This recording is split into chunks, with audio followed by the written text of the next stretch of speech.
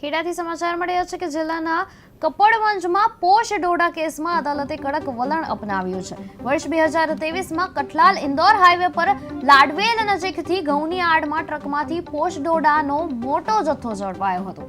આ કેસમાં રાજસ્થાનના જમોલી ગામના બે સગા ભાઈઓને દોષિત ઠેરાવી કપડવંજ કોર્ટે બંનેને 14 વર્ષની સખત કેદ અને પ્રત્યેકને 1 લાખ રૂપિયાનો દંડ ફટકાર્યો છે।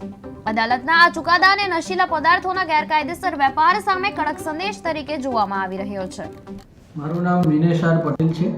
હું કપડવંજ સેશન્સ કોર્ટ ખાતે સરકારી વકીલ તરીકે ફરજ બજાવું છું।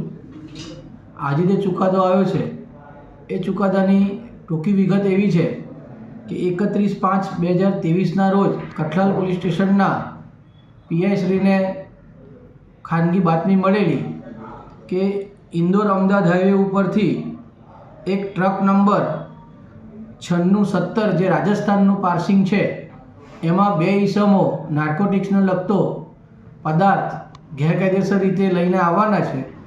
તે જેથી તેમણે તેની કાર્યવાહી કરી અને એની વોચમાં હતા તો તે દરમિયાન લાડવેલ ચોકડી નજીક આ ટ્રક RJ14 GB 9670માં બે ઈસમો મુદ્દામાલ સાથે આવ્યા હતા।